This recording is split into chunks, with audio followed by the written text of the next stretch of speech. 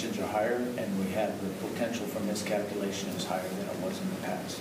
I think it's very assertive and aggressive actions by both the PRC and in some cases Russia as well.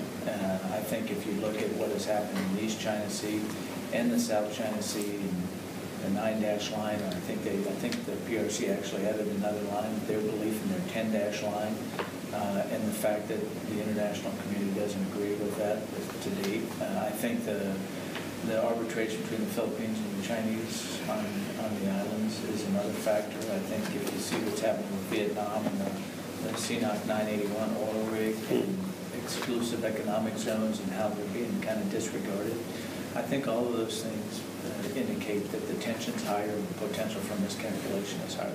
The provocative actions they're doing, we are, like our relationship with Japan is free access, open to the global commons and international airspace, international waters, things and being resolved by the rule of law and international norms and international laws.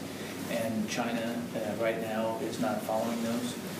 And we are encouraging them to continue to do that. Admiral Locklear was just in China, the commander of PACOM. And so I think what you'll see, and I believe the United States and Japan are in exactly the same places, that we know China's on a rise. We want their military expansion and capacity and capability to be open and transparent. We want them to follow international laws, international rules and norms, and use international organizations, not use aggressive or coercive action to solve their differences. We want to maintain access to the global commons, and we want to do that safely. One is China needs to be more transparent. Certainly in the growth of their military, they need to be transparent about what they're doing, why they're doing, and what the intent is. And they're not that way, unlike the United States and Japan, which are very transparent in their military. The actions that they're taking in the establishment of the East China Sea is, and the other actions they're taking, they are, the United States and Japan, I think, are in exactly the same place. We don't agree with the way that they did it. We don't agree with the fact that they didn't do any consultation with any other nations, that they established it, that the rules do not conform with international laws and international norms. And all of those things were done incorrectly by the Chinese. The whole government approach, I think that the United States needs to continue to be heavily engaged with the PRC and Russia to continue to work towards those international norms, those international laws. I think the worst thing we could do would be to stop engaging with them, because I think that would just allow even worse things to happen. So I think what we do is continue to support our friends, our allies, our partners. We continue to support the international norms, international rules of law. We continue to stay present, and I think that's probably one of the most important things.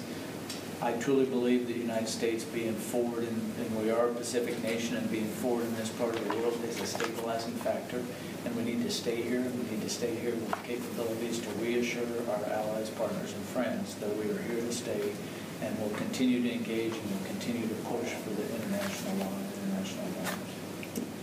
Our operations, we are intercepted by the PRC fighters. The rate at which we've been intercepted has not significantly increased over the years. We've been intercepted by them always. Not 100% of the time, but a portion of the time. There have been cases where they get closer than we think is safe. But again, there hasn't been a huge increase in that from the United States perspective in our airplanes. It is something that we are very much talking to the Chinese about safe air operations and how to conduct those in the safest and remove the potential for either an accident or some kind of miscalculation. So we're very much engaged with that discussion with the PRC. How does that reaction? The experience we've had, the United States' first stealth airplane was the F-117, and that was developed in the late 70s, early 80s. Nobody else developed a stealth airplane. We went through that, the B-2, then the F-22, and some other platforms. And the first stealth airplane from any other nation was the J-20 and the PAC-FA the Russians are building. We had a 20-year plus, 20 to 30-year advantage in that technology. That won't happen again. I don't think that'll ever happen again. I think the amount of information that travels throughout the world, tech transfer, some of it just normal, some of it done by a means that we don't agree with, and cyber theft.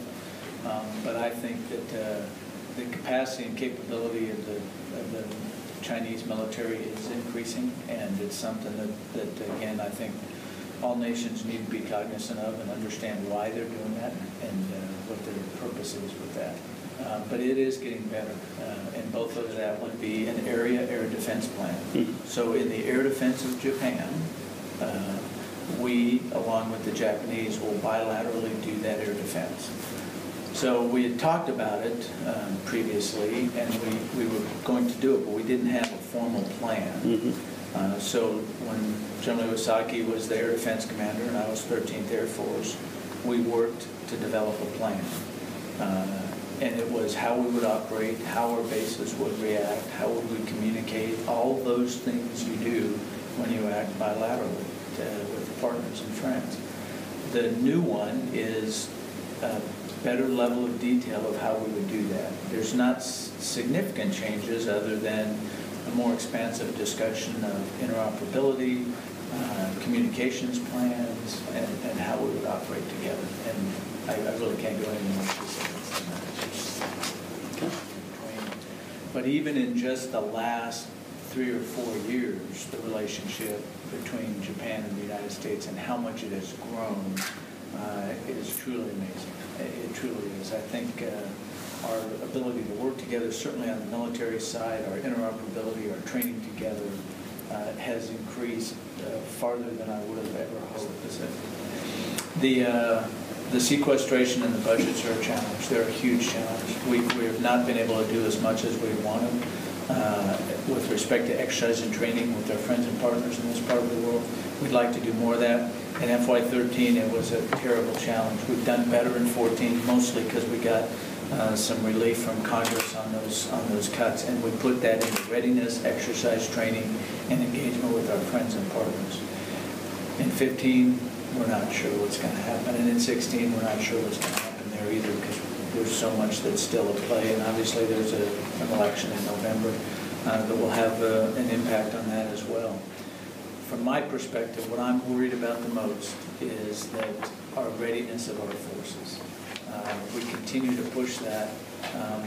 There's not really a constituency for readiness except for the folks doing the mission. So we continue to try to push that we have to have the operations and maintenance budgets. We have to have the infrastructure to operate on. We have to have the training and exercise ranges and the simulators. All those things we do to maintain our readiness. The way that we've approached the reduction in budget is we will reduce our capacity. In other words, we'll get smaller. We're about to retire more airplanes, and we've retired a lot in the past. So we'll become a smaller force, but we will be equally or more capable, and we're going for more capable, and we'll be as ready as we can possibly be. So that's been our approach to it.